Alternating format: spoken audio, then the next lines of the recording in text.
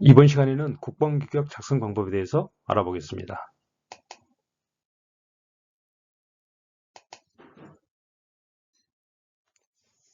이 국방규격은 이제 관련 법률에 따라서 우리가 어, 어, 작성을 하게 되는데, 이제 우리나라 이제 그 표준화 관련 법률 보면 헌법, 국가표준기본법이 있죠. 이제 그 법의 상위 법에 근거해서 방위사업법, 방위사업법 시행령, 시행규칙, 그다음에 방위사업청 행정규칙이 있고요. 그 행정규칙에 근거해서 국방규격 표준서의 서식 및 작성에 관한 매뉴얼이 있죠.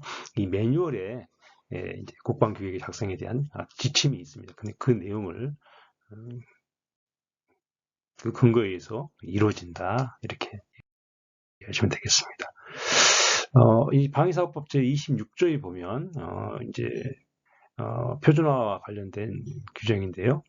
표준 품목의 지정 또는 해제, 군수품 규격의 제정, 개정 또는 폐지와 군수품의 물리적 또는 기능적 특성에 따른 관리에 대하여 필요한 사항은 대통령령으로 정한다. 이렇게 돼 있어요. 그래서 방위사업법에는 이제 이렇게 26조의 표준화와 관련된 근거 규정이 있어요. 이제 거기에 따라서 이제 방위사업법 시행령으로 대통령령으로 정하게 돼 있죠. 예. 그래서 시행령과 시행규칙에는 어떤 내용이 있는가 한번 봅시다. 방위사업법 시행령 31조에 보면은요. 31조 1항에 보면 방위사업청장은 법 제26조 3항의 규정에 의하여 군수품의 규격을 제정하는 경우에는 지정된 표준 품목을 대상으로 하되 다음 각 호의 기관으로부터 제정 요구에 의한다 이렇게 되어 있습니다. 그래서 이 국방 규격을 제정할 수 있는 기관은 이제 딱 3개로 이렇게 정해져 있죠. 방위사업법 시행령에 국방과학연구소, 그다음에 군수업체죠. 업체 주관 연구기관 품목도는 법 25조의 규정에 의하여 방위사업청에서 일괄적으로 조달하는 품목. 그러니까 방위사업청에서 일괄적으로 조달하는 품목, 이런 품목, 군수 품목에 대해서는 그 방산업체가 이 국방규격을 작성하게 되죠. 그다음에 국방부 또는 각국에 획득하는 전력지원체계 품목에 의한 국방부 또는 각 군에서 이렇게 작성을 할 수가 있습니다. 그래서 국방기구 제정할 수 있는 기관은 크게 3가지로 이렇게 할 수가 있습니다. 그 다음에 이제 방위사업청 행정규칙에는 이제 1항 및 제3항 규정에서 국방규격의 제정, 개정, 폐지에 관하여 필요한 절차는 방위사업청장이 정한다 이렇게 되어 있습니다. 이게 근거해서 이렇게 국방표준서 서식 및 작성에 관한 매뉴얼이 이제 만들어지는 거죠. 그 매뉴얼에 따라서 우리가 이제 국방규격을 작성을 하게 되는 겁니다. 그 매뉴얼에 보면 이제 국방규격이 뭐냐 이렇게 되어 있습니다. 그렇게 국방규격은 이제 일반적으로 공업품의 물리적, 과학적 특성, 그다음 제조 방법, 시험 방법을 과학적으로 규정한 표준이다 이렇게 정의를 하고 있습니다. 특히 제품 구매 및 용역에 대한 규격을 지칭하며 이 국방규격은 또 정식 규격과 임시 규격으로 구분이 됩니다. 그래서 이제 국방규격의 종류는요, 크게 이렇게 국방규격서 보면 콰라고 하죠. 품질보증요구서, 부품, BOM 목록, 소프트웨어 기술 문서 등 이런 기술 자료로 구성이 됩니다. 그래서 국방규격은 이렇게 국방규격서, 도면, 품질보증요구서, 부품, BOM 목록, 소프트웨어 기술 문서 크게 이렇게 6개로 이렇게 구분이 되어지죠.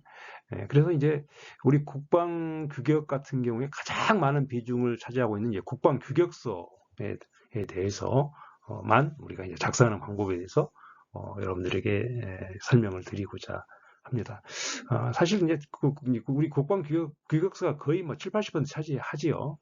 그러니까 그다음에 이제 품질 보증 연구소라든가 이런 것들은 이제 국방 규격을 작성할 수 있다면 국방 규격서 작성하는 방법과 거의 유사하기 때문에 국방 규격서를 작성할 수 있다면 품질 보증 요구서도 여러분들이 쉽게 작성할 수 있다 이런 얘기고 이런 것들 그래서 도면이나 품질 보증 요구서 부품 비오인 목록 소프트웨어 기술 문서 이런 것들은 국방규격 표준서의 서식 및 작성에 관한 매뉴얼을 여러분들이 참고하시면 되겠습니다.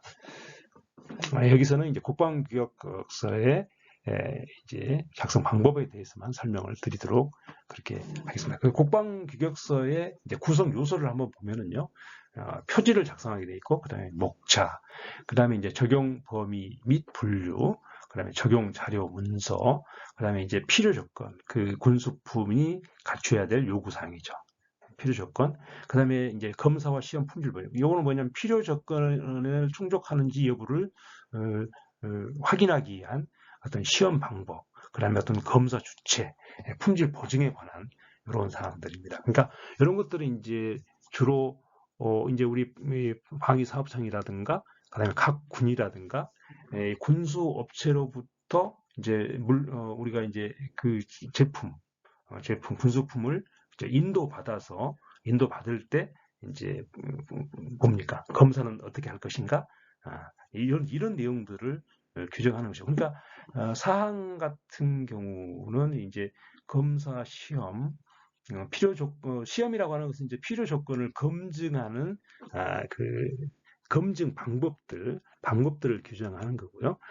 그다음에 이제 그 물건이 군수품이 이제 들어왔을 때 그 물건을 어떻게 이제 합격을 할 것이냐 불합격을 할 것이냐 그런 이제 검사와 시험에 관한 이런 사항들을 규정을 합니다. 그래서 국방교육에서 제일 중요한 규정 요소는 이 필요 조건과 검사와 시험 및 품질 보증이 되겠습니다. 그다음에 이제 그 포장 및 표시 사항들, 그래서 군수품을 납품할 때 군수업체가 어떻게 포장하고 표시를 해야 될 것인가, 자 이런 내용들, 그다음에 주기, 부록 이렇게 되어 있습니다. 그래서 이렇게 파랗게 이렇게 빨갛게 테두리가 되어 있는 이 부분이 이제 우리가 국방규격서의 요구 사항이다 이렇게 얘기해요. 그래서 여기서 제일 중요한 게 3. 필요 조건과 그다음에 4절 검사와 시험 및 품질 보증이 되겠습니다. 그래서 이제 각 국방규격서 구성 요소별로 작성하는 방법에 대해서 제가 설명을 드리려고 합니다.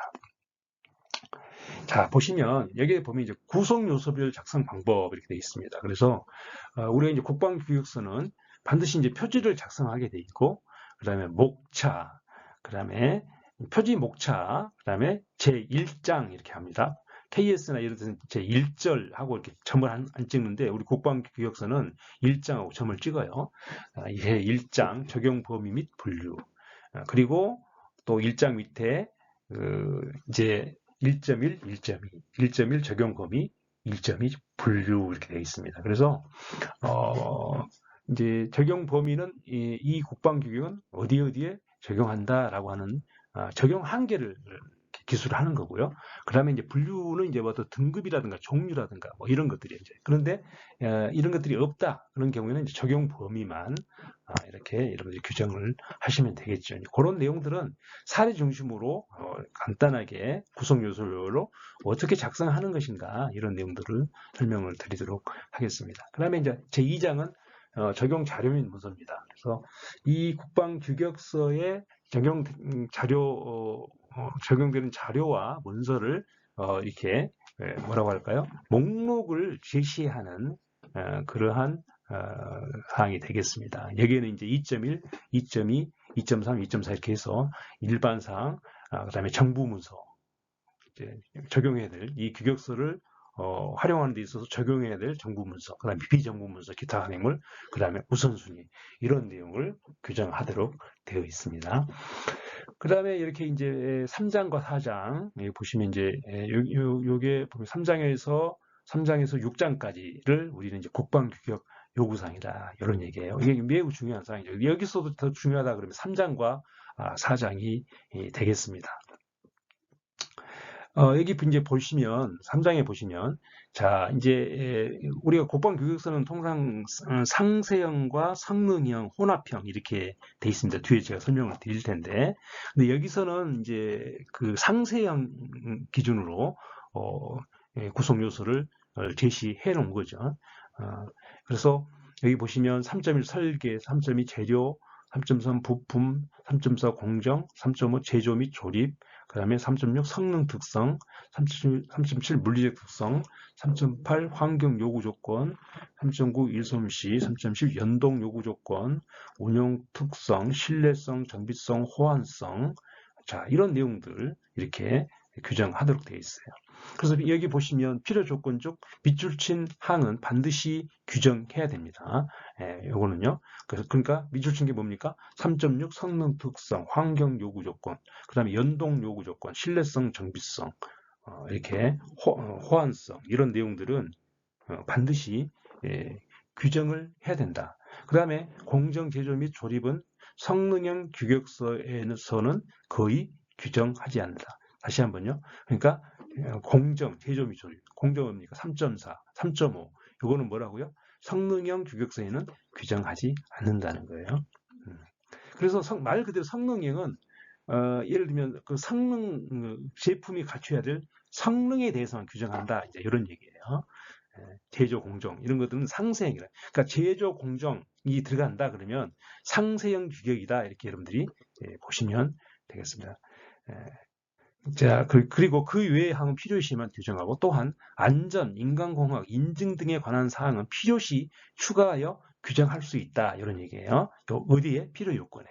지금 필요 요건 3.1부터 3.14까지 이렇게 제시가 되었지만 그러나 이거 외에도 이 안전, 인간공학, 인증 등에 관한 사항 필요시 추가하여 규정할 수 있다. 해야 된다가 아니라 할 수 있다예요.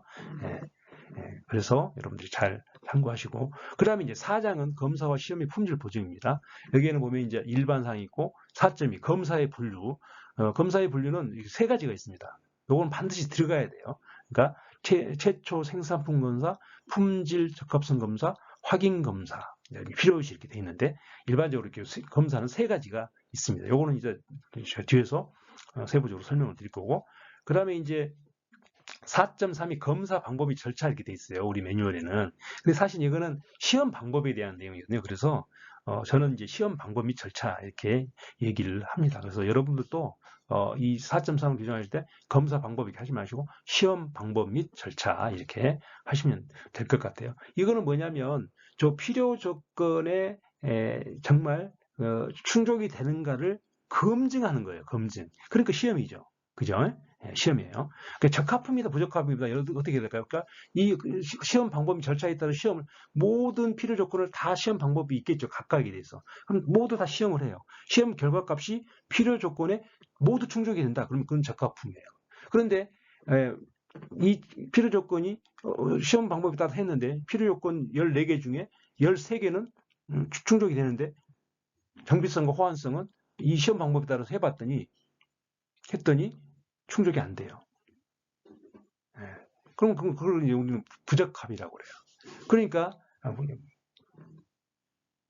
불합격 이렇게 판정을 할 수가 있는 거죠. 그래서 4.3은 시험 방법 및 절차다. 이렇게 여러분들 하시면 되겠고 요거는 뒤에서 제가 설명을 드리겠습니다. 그러면 5장 포장 및 표시 이런 것도 이제 매뉴얼을 보시면 되는 거고요. 포장 표시 어떻게 할 것인가. 그러면 이제 6장 주기 이렇게 행정과 관련된 그런 사항들 이런 것들은 매뉴얼 보시면 되고요.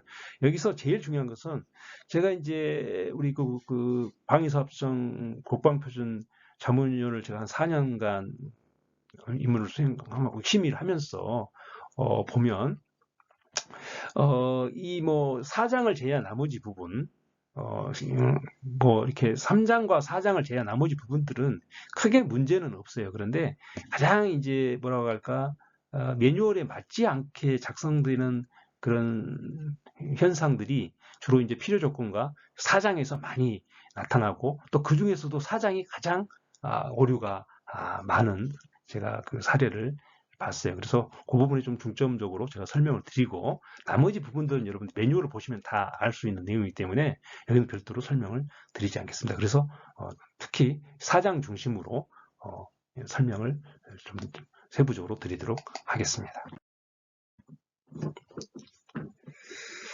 자, 국방규격은요, 제품의 특성, 군수 지원의 효율성, 경제적 조달, 국내의 기술 수준 및 능력 등을 고려해서 성능형 규격, 상세형 규격 또는 두 가지가 혼합되어 있는 혼합적 규격에서 효과적인 방법을 선택하여 작성한다. 이런 얘기입니다.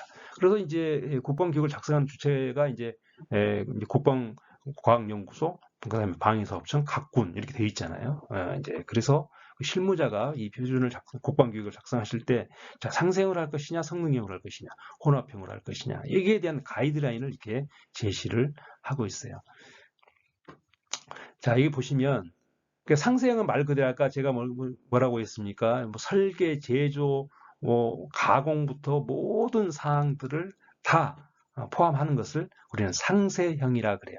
근데 뭐 제조, 조립, 공정, 설계 이런 것들 뺀 그런 규격 그건 뭐라고 그러냐? 성능형이라고 해요. 그러니까 성능형과 이제 상세형이 이렇게 혼합되어 있는 상태, 이걸 이제 혼합형이다 이렇게 또 이렇게 되고 있습니다. 그래서 여기 보시면 기능성을 갖는 부품이나 단품의 경우 성능형 형태로 작성하는 것이 바람직하다 이렇게 권고하고 있어요. 그렇게 반드시 해야 된다 이런 얘기는 아닙니다.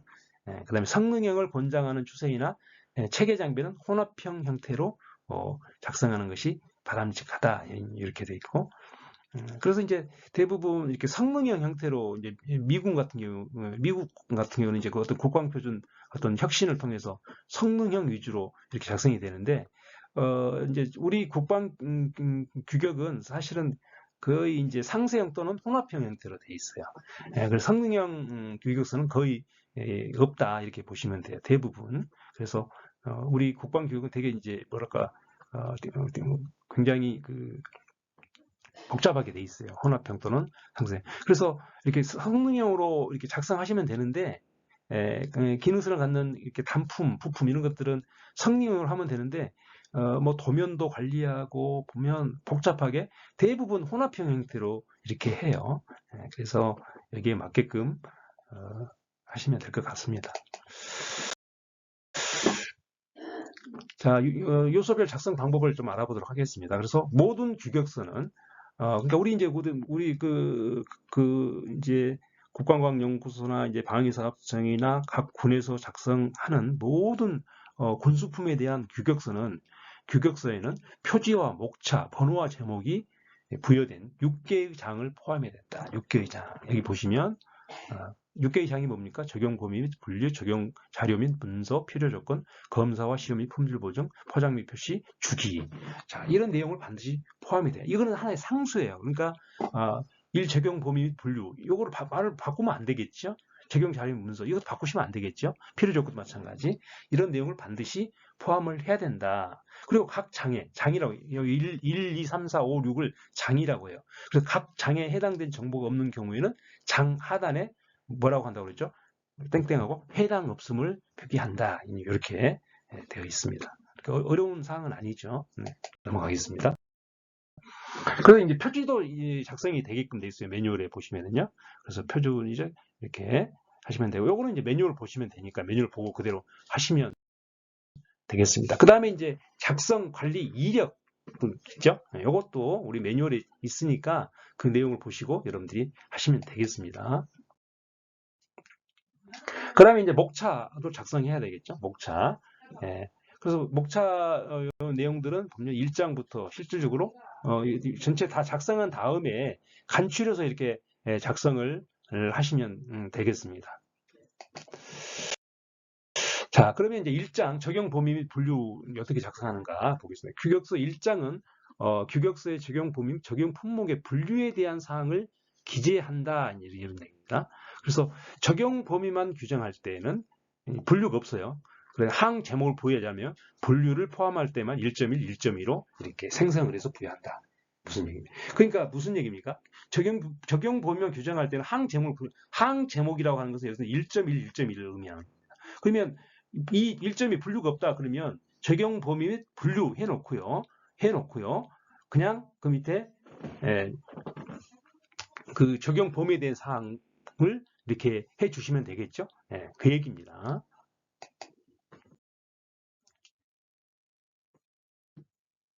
자, 그래서 이 적용 범위는 이 이제 군수 품명과 이를 수식하는 말과 규격서 적용 범위에 대한 명확하고 간결한 표현으로 구성해야 되고, 필요시 특정한 세부 적용 범위보다는 품목의 용도와 관련된 정보를 포함할 수 있다. 가능하다면 참고 내용은 6장에 수록될 정보로 작성되도록 한다.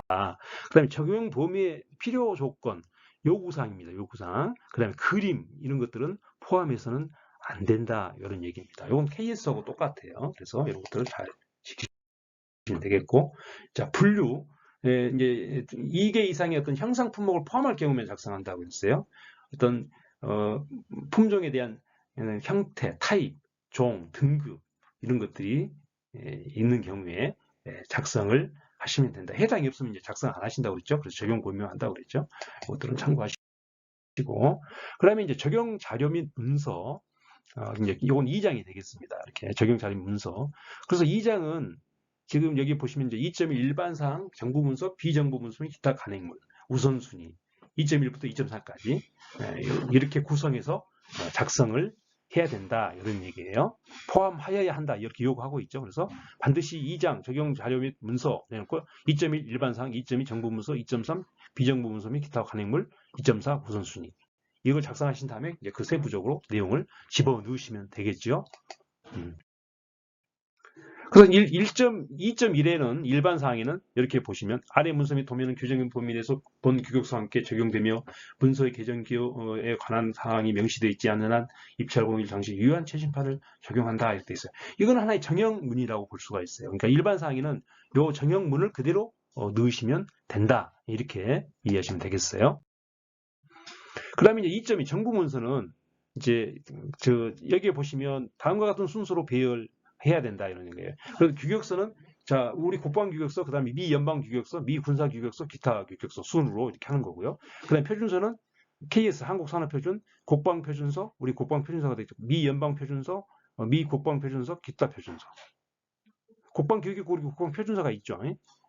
공통적 반복적으로 사용하는 시험 방법이라 이런 것들은 국방 표준서예요. 그러니까 규격서, 표준서, 도면, 소프트웨어, 기술 자료, 기타 간행물 순으로 그다음에 교본, 핸드북, 규정, 편람, 해복, 기타 순으로 정부 문서는 배열한다. 이거 꼭 잘 지키셔야 됩니다. 그다음에 이제 비정부 문서, 기타 간행물은 규격서, 표준서, 도면, 소프트웨어, 기술 자료, 기타 간행물 이렇게 하시면 되고. 그다음에 이제 우선순위. 이것도 정형문입니다. 본 규격서 내용과 적용 문서 내용이 상이할 경우에는 본 규격서 내용을 우선 적용한다. 이것도 하나의 정형문이에요. 그러니까 2.4 우선순위에는 이런 정형문을 언급하시면 된다라고 하는 내용이죠. 그러니까 어렵지 않아요. 2.4 우선순위 해놓고요. 이 정형문을 그대로 인용을 하시면 된다. 이런 얘기예요. 그래서 표준 작성하는 방법은 그렇게 어렵지 않습니다. 굉장히 좀 디테일하고 하지만 이런 어떤 원칙과 룰만 안다면 여러분들이 잘 작성하실 수가 있다는 거예요. 그 다음에 이제 필요 조건입니다. 3장 필요 조건. 규격서의 3장 일반적으로 그 규격서가 만들고 있는 제품의 필수 요구 조건. 그러죠. 기술화된 제품의 형상, 기능, 호환성 및 연동성 위주로 명기해야 된다. 형상과 기능, 호환성, 연동성. 규격성의 특성상 항 중 일부는 생략할 수도 있고 필요하다면 다른 항도 적절히 추가해 작성할 수 있다. 아까 제가 말씀을 드렸죠. 그래서 필요 조건은 이렇게 3.1부터 3.14까지 이런 내용들을 집어 넣으면 된다는 거예요. 근데 이제 필요한 경우에 빼거나 추가할 수 있다. 이런 내용입니다. 이런 것들은 우리가 매뉴얼을 보시면 되겠고요. 제품마다 다를 수가 있어요. 근데 이제 필요 조건을 작성하실 때 이제 성능형 규격서의 필요 조건과 상세형, 혼합된 형태로 구성할 수가 있다. 이렇게 되어 있죠. 그래서 한번 읽어볼게요. 성능형 규격서 필요 조건은 제품의 형상, 기능 그리고 요구되어지는 것이 무엇인지를 명기하였다. 성능형 규격서 필요 조건은 필요 조건을 달성할 수 있는 방법을 기술해서는 안 되고 그렇죠. 성능형이니까 성능 위주로 한다는 거. 예를 들면 여러분들 자동차에 있는 블랙박스의 성능이 가장 중요한 성능이 뭘까요? 어떤 일정한 충격이 가해졌을 때 잘 찍혀야 돼요. 사진으로. 그 다음에 그 화질이 굉장히 선명해야 돼요. 그러니까 화소는 뭐 예를 들면 화소가 하나의 성능이에요. 300만 화소 이상해야 된다. 요구사항이죠. 그것만 기초로 해요. 그래서 300만 화소가 나오기 위해서 어떻게 설계해야 되고 어떻게 제조해야 되고 어떻게 가공해야 되고 이거를 규정하면 그건 상세형이 되는 거고 그런 것들 빼면 이건 성능형 규격이 된다. 이런 내용이 되죠. 지금 그 얘기를 지금 설명하고 있는 거예요. 그래서 성능형 규격서의 필요 조건은 필요 조건을 달성할 수 있는 방법을 기술해야 안 되고 특정 재료나 제품의 사용이나 상세 설계 방법 또는 기존 환수 보장 필요한 요구 조건 범위를 넘어선 제조 요구를 기술해서도 안 된다. 이런 얘기예요. 상세형 규격서는 모든 상세 필요 조건 혹은 성능과 상세 필요 조건 혼합된 형태로 구성될 수 있다. 가능한 범위까지 최대한 확장하면 상세형 규격서 필요 조건은 성능을 나타내는 것이 돼야 한다. 상세형 규격서 재질, 설계, 제조 필요 조건 또는 필요 조건 획득 대상의 안전성, 호환성 보증할 수 있는 범위까지 규율할 수 있고 구체적으로 기술돼야 된다. 이런 얘기. 그러니까 성능형보다 상세형은 뭡니까? 여기에 보면 이제 재질, 설계, 제조 뭐 이런 것들이 다 포함해야 된다. 이런 내용이 되겠습니다. 자, 그다음에 이제 4장. 이제 우리가 규격서를 작성할 때 이제 제가 심의하는 과정에서 보면 이 4장이 가장 잘 작성을 이제 잘못된 사례가 굉장히 많았던 경험이 있습니다. 그래서 4장은 좀 신경을 써서 여러분들이 잘 작성을 하셔야 될 것 같아요. 자, 4장에는 규격서 3장의 필요 조건과 일치하는 걸 확인하기 위해서 행해지는 모든 품질 보증 및 검사 활동을 기술한다. 이게 품질 보증이라고 하는 것은 이제 우리 군수업체가 우리 방위 사업청이나 또는 각 군에 군수품을 납품하겠죠. 그 납품할 때 그 검사를 어떻게 하고 품질 보증을 어떻게 할 것이냐, 그 시험을 어떻게 할 것이냐, 이런 것들 규정은 매우 중요한 거죠. 검증하는 거예요, 검증. 그러니까 주로 이거는 이제 방산업체가 하는 게 아니라 이 4장은 주로 누구를 위한 규정입니까? 우리 방위사업청이나 각 군이에요. 국방과학연구소나. 예, 군수업체가 아닙니다. 그러니까 군수업체는 자기들 자체적으로 그 최종 제품에 대해서 필요 조건에 맞게끔 또 시험 방법에 맞게끔 자기들이 시험과 검사를 해서 우리 군에 납품을 하죠. 그럼 그놈이 들어왔을 때 이제 우리가 검사와 시험한 품질 보증 방법을 이 4장에다가 규정을 하는 거예요. 그러니까 잘 규정을 하셔야 되겠죠. 제4장에는 규격 3장 필요에 일치하는 걸 확인하기 생겨진 모든 품질 보증 및 검사 활동을 쓴다. 그러니까 이건 정부가 우리 방위사업청이 품질 보증 및 검사 활동을 기술하는 거예요. 그 검사 시험에는 일반적으로 최초 생산품 검사, 그다음에 요건 이제 최초 생산품 검사는 시제품 검사라고 보시면 돼요. 요건 전수 검사입니다. 전수 검사를 해요. 그러니까 딱 시제품이 딱 개발을 했을 때 필요 조건에 맞게끔 정말 모든 성능이 작동이 되는가 다시 모든 항목에 대해서 시험을 해보는 거예요. 이게 이제 최초 생산품 검사예요. 그다음에 품질 적합성 검사는 요거는 양산 단계에서 하는 검사예요. 이제 우리 시제품 우리가 승인을 하게 되면은 이제 양산 단계 이제 이렇게 들어오잖아요. 뭐 2월 달에는 뭐 500개, 뭐 6월 달에는 뭐 10,000개 이렇게 들어올 거 아니에요? 그렇죠? 그럴 때 하는 검사 품질 적합성 검사라고 해요. 그다음에 확인 검사는 어떤 이제 군수품이 예를 들면 뭐 10,000개 납품을 했을 때 또 최초 생산품과 같이 모든 항목에 대해서 확인하는 검사, 확인 검사 이렇게 지금 규정을 하고 있어요. 국방교육에. 세 가지로 나눌 수 있으며 검사의 시험에 따르는 부적합에 불리는 KSQ ISO 2859-1이라고 하는 에 따라 등급 A는 이제 치명 결함 항목에 해당이 되고 등급 B는 중결함, 등급 C는 경결함 이렇게 이제 분류를 하고 있어요. 각각의 부적합에 대해서 합격 품질이라는 게 AQ를 결정하여야 한다 이런 얘기예요. 요거는 제가 이따 설명을 드릴 거예요.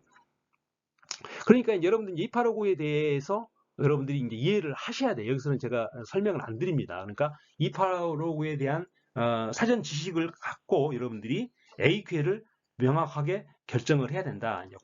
그런 내용입니다. 그 사례는 제가 이따가 이 사례를 통해서 제가 설명을 드리도록 하겠습니다. 가능하다면 부적합의 분류는 4장에 명시해야 된다. 표로 해야 된다. 부적합의 분류는 다음과 같이 숫자로 기록해야 된다. 뭐 등급 A에 대한 것은 1부터 99까지, 그 다음에 등급 B에 대한 것은 101에서 199 사이, 등급 C는 201에서 299. 이것도 이따 사례를 보면서 제가 설명드릴게요. 그래서 2859-1은 개수형 샘플링 검사 절차 제1부 로트별 합격 품질한계 AQL 지표형 샘플링 검사 방식이다. 이렇게 돼요. 그래서 우리 국방규격서에는 샘플링 검사를 할 때는 2859-1을 이렇게 적용하도록 아예 매뉴얼에 이렇게 명문화되어 있어요. 그러니까 우리 국방규격을 작성하시는 실무자들은 2859에 대한 사전 학습을 하셔야 된다라는 것을 제가 말씀을 드립니다. 자, 만약 추가적인 그룹이 필요하다면 301, 300 우리 이제 등급을 분류할 때 이렇게 붙여서 사용한다. 이건 참고하시고. 자, 그럼 4장 보면 4.1, 4.2, 4.3 이렇게 되어 있습니다. 요 4.3 시험 방법으로 제가 원래 여러분들 매뉴얼에 검사 방법으로 돼 있어요. 근데 제가 시험 방법으로 바꿨어요. 이 장에서는 어떤 검사가 그 제품 재료 또는 공정에 대한 필요 조건과 직접 관련되는가를 명확하게 나타내기 위해서 3장의 필요 요건 규정항 순서와 동일한 순서로 규정해야 된다. 매우 중요한 얘기입니다. 그러니까 필요 조건이 지금 이렇게 쭉 필요 조건이 1, 치수, 2, 겉모양, 뭐 3, 강도 이렇게 쭉 필요 조건이 규정이 됐다고 한다면 이 시험 방법도 동일한 필요 조건 순서로 해야 된다는 거예요. 만약에 그 순서가 시험 방법이 뒤죽박죽 돼 있다면 혼란스럽잖아요. 그렇죠? 일관성이 없어요. 그러니까 필요 조건의 그 요구사항, 항목에 맞게 시험 방법 순서도 이렇게 돼야 된다. 제가 이렇게 심의할 때 보면 막 뒤죽박죽 이렇게 규정한 그런 국방 교육서를 많이 봤어요. 그런 것들은 다 제가 이제 이렇게 하셔야 됩니다. 이건 매뉴얼에 돼 있으니까 이렇게 하셔야 됩니다 해서 이렇게 수정 보완한 조건으로 이렇게 심의 이렇게 통과했던 그런 기억들이 있습니다. 그러니까 이런 것들 잘 여러분들이 지키셔야 돼요. 그다음에 이제 4장에서는 4.1, 4.2, 4.3 이게 딱 포함이 돼야 되고 4.2는 4.2.1, 4.2.2, 4.2.3 이런 사항을 딱 포함을 해서 여러분들이 규정을 하셔야 된다. 이런 얘기고 가감할 수는 있다. 이런 얘기 되겠습니다. 그래서 4.1 일반상을 이제 구체적으로 작성하는 방법에 대해서 한번 말씀을 드릴게요. 제품의 품질 보증을 위해 일반상, 즉 4.1에는 자, 검사 책임, 품질 보증 제도, 정보 확인, 시험 장비 등 필요한 사항을 기술해라 이렇게 그다음 필요식 항목을 가감 변경해서 작성할 수도 있다 이렇게 돼 있어요. 요거는 이제 사례로 이제 제가 한번 여기 제시를 한 거예요. 그래서 요거는 이제 이 검사의 책임은 정부가 있는 거예요. 정부가. 그렇죠? 모든 계약자는 계약자가 있다. 우리 정부잖아요. 그렇죠?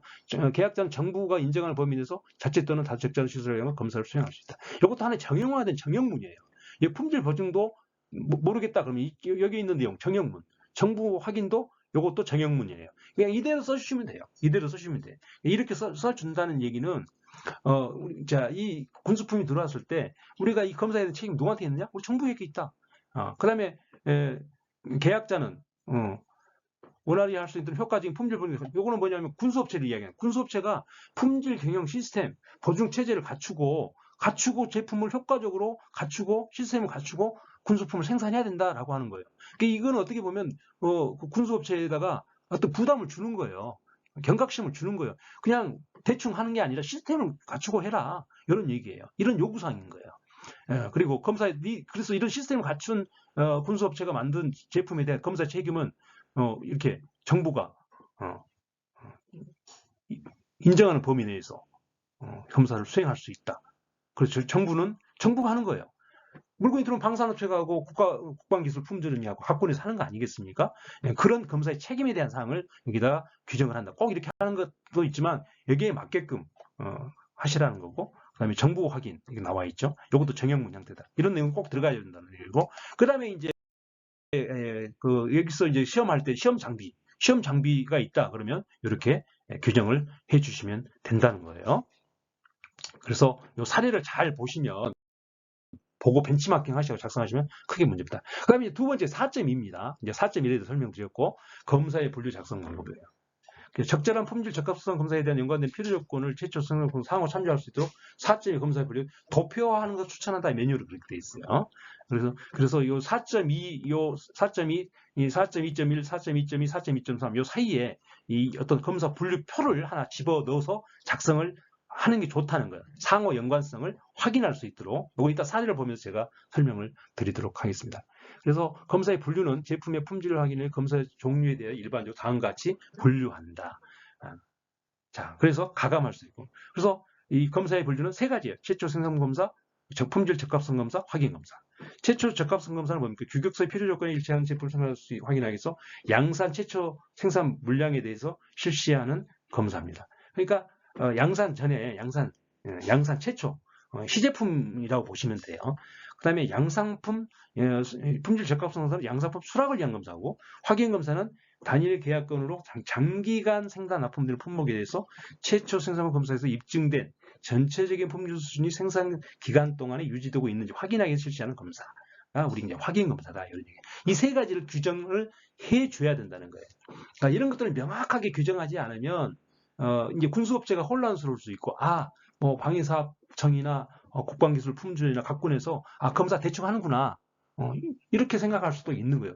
그렇지 않도록 하기 위해서는 이렇게 우리가 꼼꼼하게 최초 생산부 검사, 품질 적합 검사, 확인 검사 이렇게 명확하게 한다는 것을 명확하게 도표화해서 규정을 해줘야 된다는 내용이 되겠죠. 예. 자, 봅시다. 그래서 최초 생산부 검사.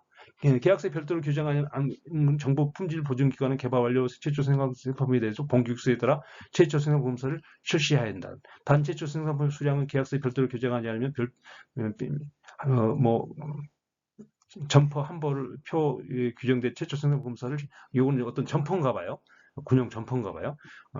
검사를 실시해야 된다. 최초 생산부 불일치할 때는 원인을 규명하고 수정 및 재정 이후 재검사를 실시해야 된다. 이런 말들을 이렇게 딱 넣어놨죠. 이건 명확한 거예요. 그러니까 책임 소재를 분명하기 위해서 최초 생산 검사는 이렇게 한다는 거예요. 이렇게 한다는 거예요. 그래 했더니 불합격이 부적합이 나와요. 이럴 때는 또 이렇게 한다는 것까지 해줬던. 그다음에 이제 품질 적합성 검사는 285를 적용에 따라서 해야 되고 1회 출하량을 검사로 들어간다.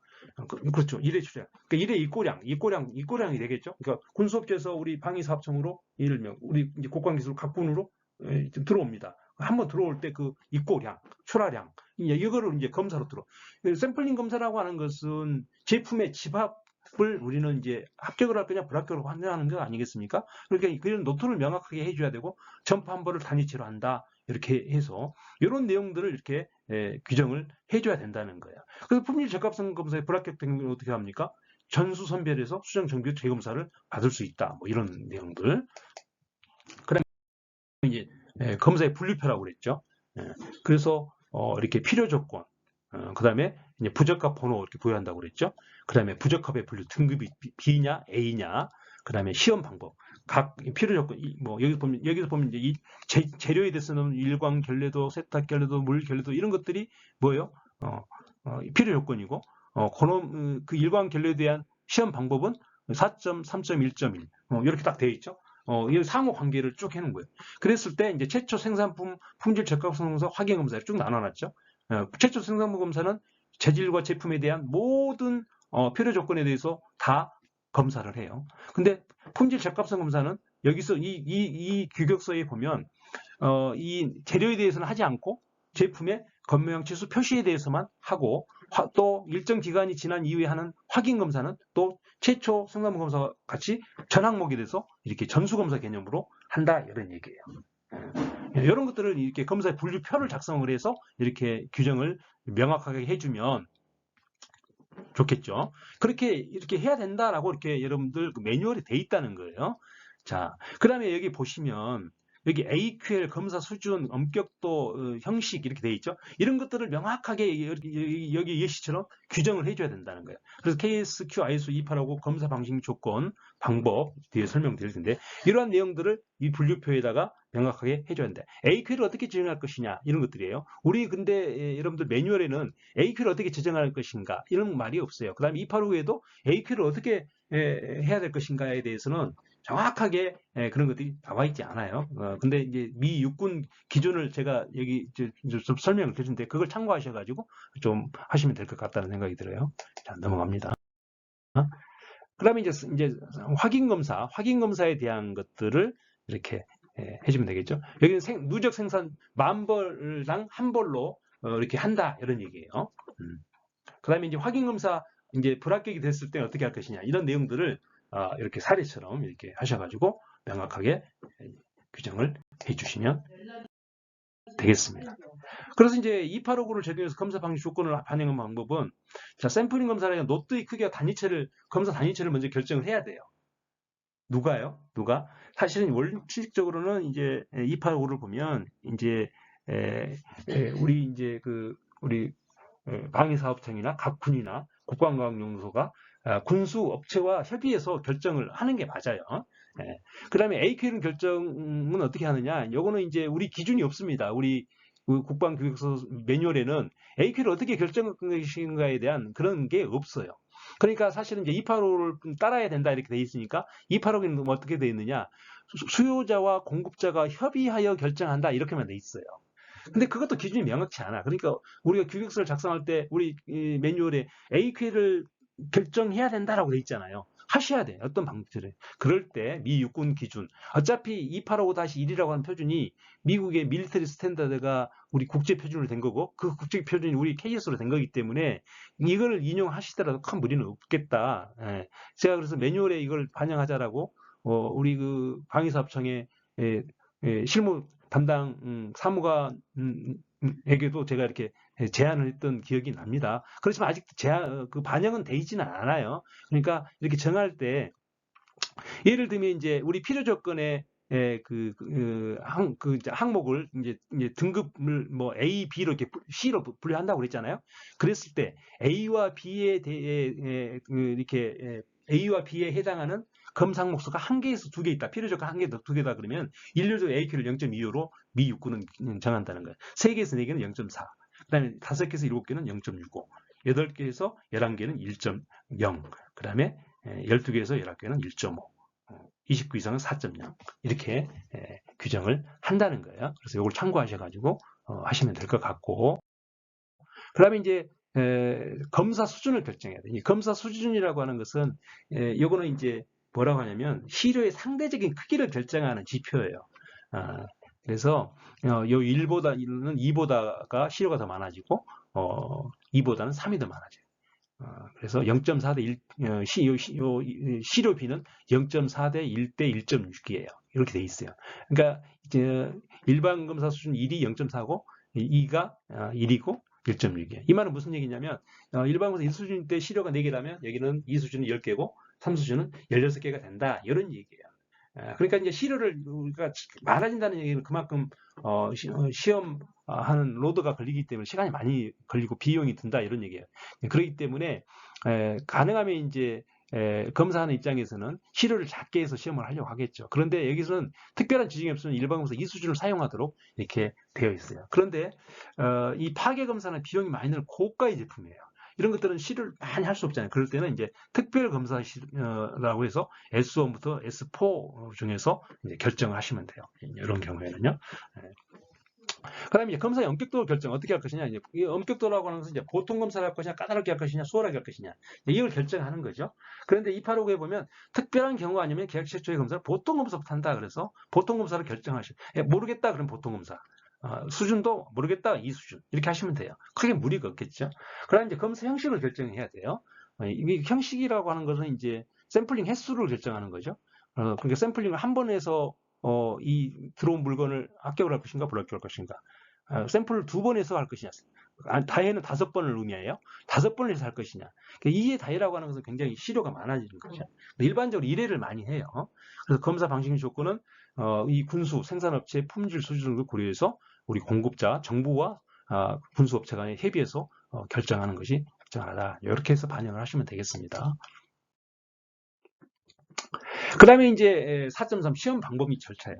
그래서 3장에 명시된 요구사항, 뭐 성능, 호환성 이런 것들에 대해서 그 순서에 맞게 필요 조건 순서에 맞게 각 그 동일한 순서로 이렇게 겉모양 및 치수, 그다음에 표시 이런 걸 어떻게 하느냐 이런 내용들 시험 방법의 절차를 쭉 기술해 주시면 되겠습니다. 그다음에 포장 및 표시, 요거는 포장 및 표시 방법은 이렇게 우리 국방 규격서가 있어요. KDC 0001, P4001 이 표준이 있습니다. 여기에 따라서 포장을 해야 됩니다. 그다음에 표시 사항은 이제 이런 내용에 따라서 요거는 매뉴얼을 참고하시고 요건 넘어가도록 하겠습니다. 그다음에 6장 주기 요거는 이제 이런 사항들을 포함할 수가 있다, 가감할 수 있다. 요것도 제가 별도 설명을 안 드리겠습니다. 요거는 매뉴얼을 보시고 이런 데 참고하시면 되겠고요. 부록도 마찬가지. 이제 부록도 마찬가지. 예를 들면 이제 여러분들 그 어떤 시험 방법에 있어서 시험 방법이 KS나 다른 국방 표준에 있다. 그럼 인용하시면 돼요. 예를 들면 강도는 KS B 1, 2, 3, 4에 따른다. 이렇게 하시면 되겠죠. 그리고 그 표준 번호와 표준명은 적용 문서에다가 이렇게 기술을 하시면 되겠죠. 그런데 그 시험 방법에 대한 표준이 없어요. 검증된 시험 방법이 없다. 그럴 때 시험 방법을 그 규격서 본문에다가 이렇게 쭉 이렇게 작성을 하시게 되면 굉장히 양이 많아지겠죠. 이제 그럴 때 우리가 부록으로 빼시면 돼요. 부록으로. 그래서 시험 방법이 예를 들어서 인용할 시험 방법이 없다. 그러면 업체가 이제 시험 방법 전문가들이 시험 방법을 우리가 규정을 하잖아요. 그럴 때 이 시험 방법이 5개다 그러면 뭐 부록 A, 부록 B, 부록 C, 부록 D, E 이렇게 해서 그 시험 방법은 부록으로 빼셔서 작성할 수가 있다 이런 얘기. 그럴 때 부록을 어떻게 작성하실까 것인가에 대한 내용들이 있어요. 이거는 이제 매뉴얼을 보시면 돼요. 여기서 이제 항 번호를 이제 부록 번호를 매일 때는 이제 아라비아 숫자는 A 뭐 알파벳 대문자로 사용합니다. 그러니까 A 뭐 부록 A다 그러면 첫 번째 장은 A.1이 되고 A.2 이렇게 되겠죠. 이런 내용들이에요. 이거는 이제 여러분들이 읽어보시면 알고, 그다음에 쪽번호 범위 이런 것들은 제가 별도로 설명을 드리지 않도록 하겠습니다. 요거는 이제 그 하나의 여러분들 이해를 돕기 위한 구성 요소별 작성 사례를 한번 실습 사례를 여러분들에게 한번 제시한 사례가 되겠습니다. 자, 국방교육 점퍼입니다. 점퍼. 군용 점퍼에 대해서 규정한다. 이렇게 돼 있고, 적용 자료 및 문서 2.1 일반 사항이 있죠. 요거 정형문이 들어갔죠. 잘 보시고.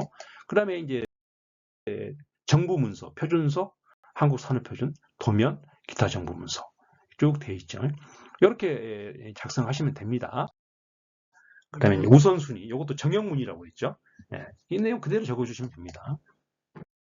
그 다음에 이제 필요 조건, 이제 예를 들면 재료에 대한 거, 제품에 대한 거 이렇게 나눠서 이제 3.1 재료, 재료의 염색 결례도 뭐 이렇게 쭉 되어 있죠. 그래서 이런 것들은 3등급으로 한다. 이렇게 쭉 되어 있고, 겉모양 및 치수는 이렇게 따른다. 이렇게 규정이 되고, 표시사항은 이렇게 한다. 되어 있고, 그 다음에 이제 4장 검사와 시험 및 품질 보증제 있죠. 일반상 검사의 책임 품질 보증 제도. 요거는 제가 아까 설명드린 대로 요거는 거의 정형문 형태로 이런 내용에 따라서 여러분들이 작성을 하시면 된다. 그 다음에 정보 확인사항, 그 다음에 검사의 분류 이렇게 3가지 반드시 이렇게 넣어줘야 되고, 그 다음에 검사의 분류표 이렇게 작성을 해주시고, 그 다음에 최초 생산검사, 품질 적합품 검사 이런 내용들, 이제 특히 최초 생산법에서 불합격이 됐을 때 어떻게 할 것인가, 적합성에서 어떻게 할 것인가 이런 내용들에 대해서 정부가 확인해야 할 사항들을 이렇게 꼼꼼하게 이렇게 해주죠. 그러니까 책임 관계를 명확하게 한 거예요. 그러니까 정부가 하고 그다음에 기업체가 어떻게 될 것인지 이런 것들이 이게 이제 품질 보증에 대한 것이죠. 그다음에 이제 확인 검사 이렇게 할 것인가 구체적으로 이렇게 해야 된다는 거야. 누적 제품 몇 개 누적, 어떤 건 3만 개, 어떤 건 5만 개 이렇게 할 수도 있겠죠. 그러니까 이런 것들은 이제 우리 규격을 작성하는 당사자가 이 업체와 협의해서 잘 결정을 하셔야 되겠죠. 그러니까 매우 중요한 사항이에요. 이거는요. 품질 보증에 대한 거니까.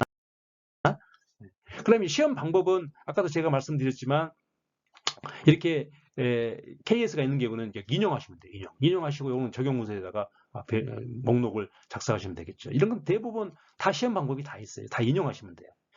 이제 없는 경우에는 제가 아까 부록 형태로 뺀다고 그랬죠. 부록 형태로 그렇게 작성하시면 된다 이런 얘기예요. 그다음에 제품에 대한 것을 겉모양 치수 표시 이렇게 작성한다 이런 얘기가 되겠고, 그다음에 포장 및 표시는 이렇게 한다. 단위 포장에서는 국방 표지 뭐 이렇게 있다. 이런 것들 내용을 이렇게 작성을 하시면 되겠죠. 그래서 이런 형태로 작성을 하시면 돼요. 그래서 이 규격의 틀이 잘 갖춰질 수 있도록 그래서 여기서 이제 기술적인 내용은 다루지는 않습니다. 그래서 그 매뉴얼에 맞게 구성 요소에 맞게 우리가 국방 기획을 이렇게 작성한다라고 하는 것들을 쭉 설명을 드렸습니다.